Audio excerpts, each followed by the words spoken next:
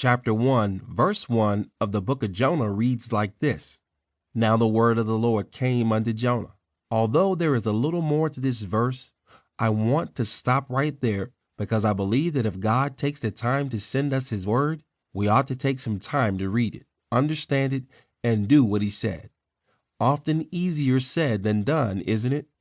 The Lord had come to Jonah with a word, not for the prophet, but for the people of the city of Nineveh. The word was as short as it was direct.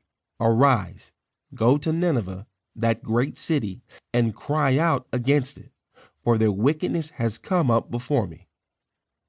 At this point, Jonah had purpose, and he had presence.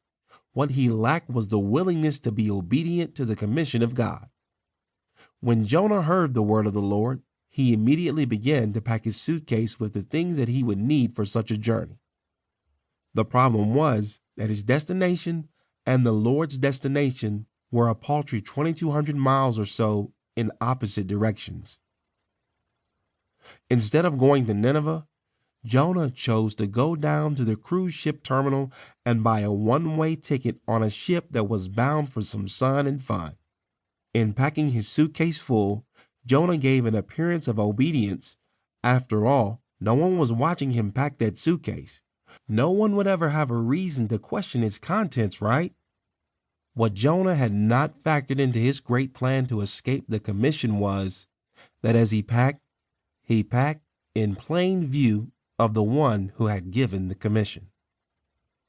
Instead of Jonah's suitcase being filled with the things he would need to fulfill the purpose of God, he filled it with the things that he would need for his vacation. After all, he was going to a coastal city in western Spain and would be lying in a hammock on a sun-soaked beach while sipping one of those fruit drinks in a coconut cup with a little umbrella on the top. In his mind's eye, he could already see himself on that beach, in that hammock with that drink in his hand. He pictured himself sipping that fruit drink slowly and savoring every drop, all the while watching the little umbrella as it was being twirled ever so gently by a warm ocean breeze. He packed a couple of Hawaiian print shirts, tank tops, cargo shorts, flip-flops, a straw hat, some suntan lotion, and the Hebrew-Spanish dictionary that was complete with the most common Spanish phrases that would enable him to get directions, book a hotel, and order from restaurant menus once he had arrived. With the suitcase in his hand and wearing the disguise of a tourist so as not to be discovered as a disobedient prophet, he set off for the cruise ship terminal. He had concocted a foolproof plan, or so he thought. What Jonah failed to realize was that even though he wore a disguise, the Lord knew who he was, what he had packed, where he was going, where he should be going, and what he should have been doing. The Lord knew it all.